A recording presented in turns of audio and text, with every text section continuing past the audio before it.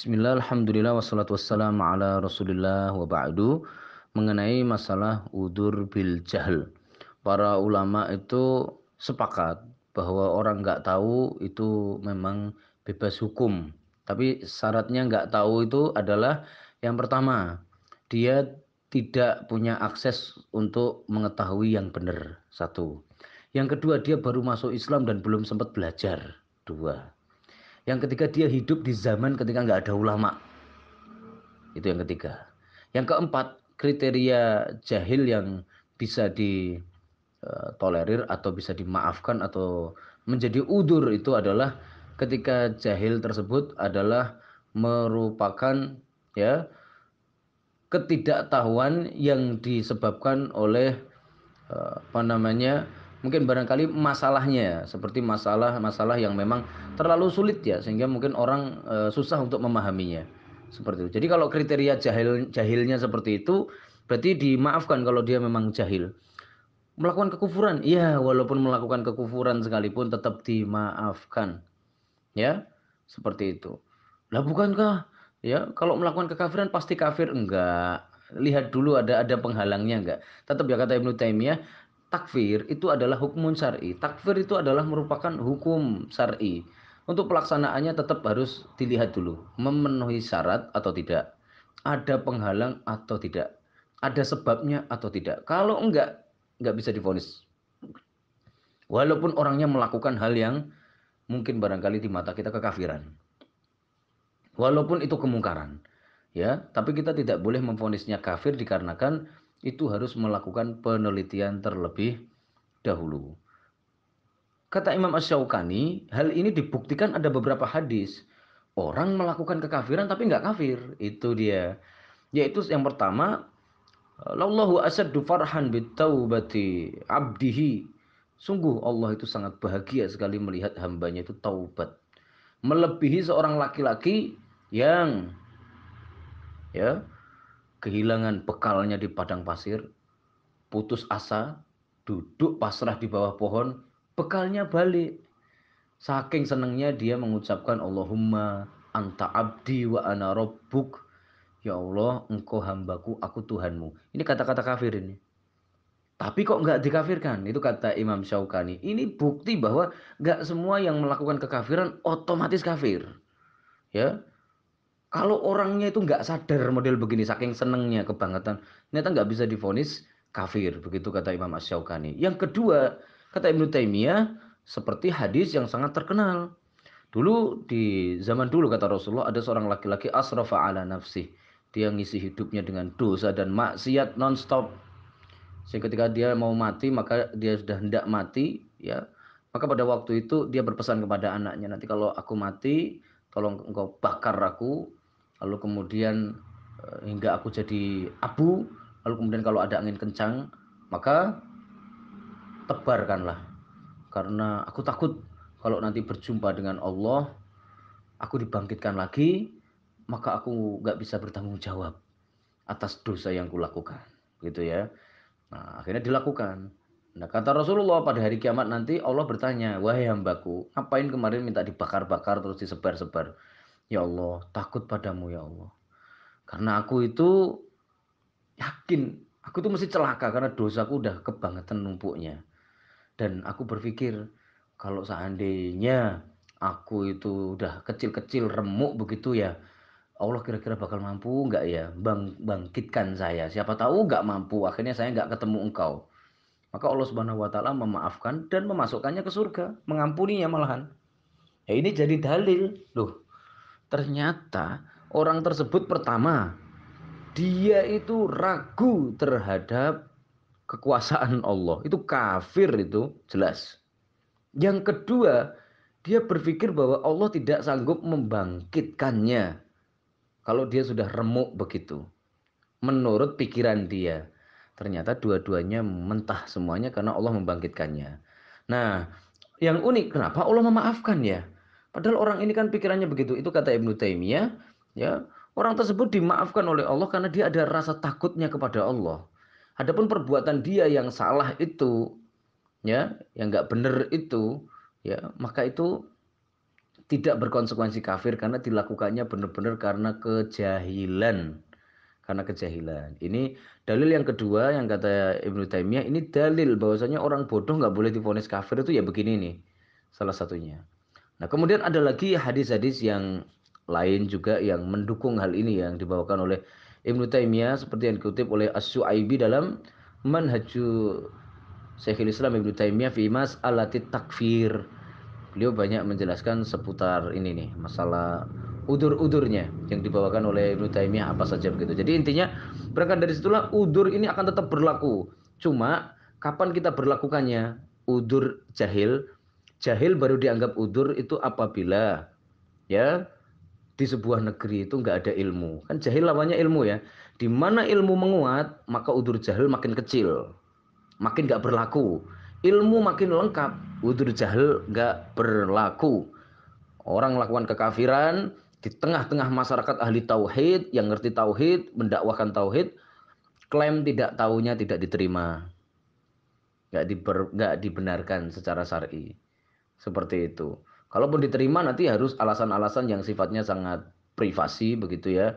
Barangkali mungkin memang orang yang mungkin barangkali udah pikun atau mungkin nggak paham agama atau gampang lupaan. Kalimat serupa lah yang seperti itu, atau mungkin barangkali orangnya itu melakukan itu karena tidak sadarkan diri, saking sedihnya, saking marahnya, saking barangkali saking cintanya, atau mungkin barangkali saking seperti yang dilakukan oleh Umar bin Khattab ketika Rasulullah wafat, maka beliau menyampaikan, siapa yang bilang Muhammad mati akan aku bunuh dia. Nah, coba yang kata kalimat itu kan kalimat kekafiran itu. Nabi Muhammad kan memang sudah wafat, tapi Umar akan bunuh siapapun yang bilang Muhammad mati. Umar kira siapa Rasulullah? Itu kan beliau kan manusia yang mati juga. Makanya sama Abu Bakar kemudian diingatkan dengan lafaz, wahai Umar, apakah kamu lupa firman Allah Subhanahu wa taala? Wa ma Muhammadun illa rasul qad khalat min qablihi rusul afa immata aw qutila in qalabtum ala aqabikum. Ya, dibacakan ayat itu akhirnya Umar, kok kayak kayaknya saya ini baru pertama kali mendengar ayat tersebut. Padahal udah hafal, Umar itu kan hafid. Ya, ini menandakan bahwa lupa itu juga termasuk dimaafkan dan dimaklumi. Makanya tadi ilmu semakin kuat di sebuah wilayah, maka di situ udul jahil semakin kecil. Ya, kalau ilmu semakin redup, syubhat semakin banyak, udur bil jahil makin longgar dan makin luas. Ya, kita harus mengudur orang dengan penuh keikhlasan karena kejahilan. Seperti itulah kalau zaman sekarang. Apakah ini masih berlaku yang namanya udur jahil? Barakallahu fikum. Ya, tinggal dilihat ya. Yang pertama, bagaimana suasana hari ini? Ya, nanti kapan-kapan mungkin kita bahas. Kata Abu Mus'ab As-Suri, beliau ketika menjelaskan mengenai qadhiyah ummah al-islamiyah al-alamiyah, jadi problematika umat Islam internasional itu salah satunya adalah umat Islam itu kehilangan agama. Di antara wujudnya hari ini jelasin agama yang benar itu nggak bisa. Makanya kalau hari ini ya kita bilang banyak udur lah untuk orang-orang muslim. Kalau masih melakukan hal yang salah, masih ada udur buat mereka. Ya walaupun tetap beberapa orang nggak bisa diudur. Begitu. Ya. Tapi tetap ada udur dikarenakan kenapa? Hari ini menyampaikan Islam yang benar nggak bisa. Karena penguasa bumi ini orang-orang kafir semua. Begitu. Materi ceramah saja dikontrol, dikendalikan.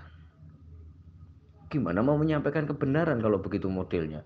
Para ustadz, para masyayikh, para kiainya aja diem gak berani menyampaikan kebenaran. Gimana kita mau bilang gak ada udzur bil jahl? Kalau semuanya berani istiqomah kuat untuk mengangkat yang namanya bendera tauhid, bendera iman, gak ada udzur nanti kalau seandainya ada yang siap begitu. Ya, apalagi kalau sampai pemerintahannya sudah daulah Islamiyah. Para dai-dai sudah disebar di semua pelosok, nggak berlaku udzur bil jahl itu. Kalau ada, dikafirin aja kalau melakukan kekafiran, nggak pakai udzur-udzur, gitu ya. Nah ini juga berlaku di zaman Rasulullah sendiri, zaman Nabi aja, yang Nabi hidup. Itu karena belum meratanya yang namanya ilmu syar'i, beliau juga mengudur beberapa sahabat yang masih ya salah lah secara keyakinan tuh yang melakukan kekafiran atau kekeliruan itu masih dimaafkan. Seperti ada yang masih pakai gelang yang terbuat dari kerang, masih ada sebagian yang juga belum paham hukum Allah itu apa begitu ya. Seperti sahabat Adi bin Hatim At-Ta'i, beliau kan mantan Nasrani, ketika membaca Al-Qur'an, ittakhadhu ahbarahum wa ruhbanahum arbaba min dunillah.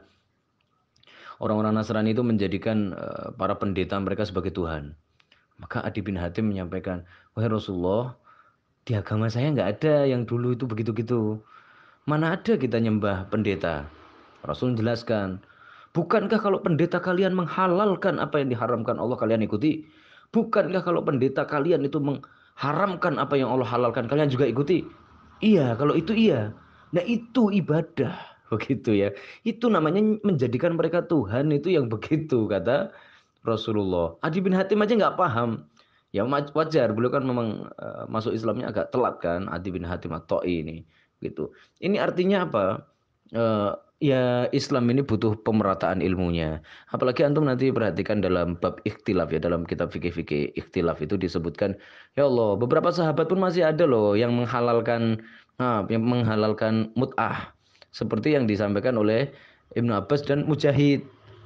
Mereka itu mengatakan bahwa mut'ah itu masih halal. Itu kan jelas salah, kaprah begitu ya. Tapi mereka memang belum dengar kalau ada yang mengharamkan itu.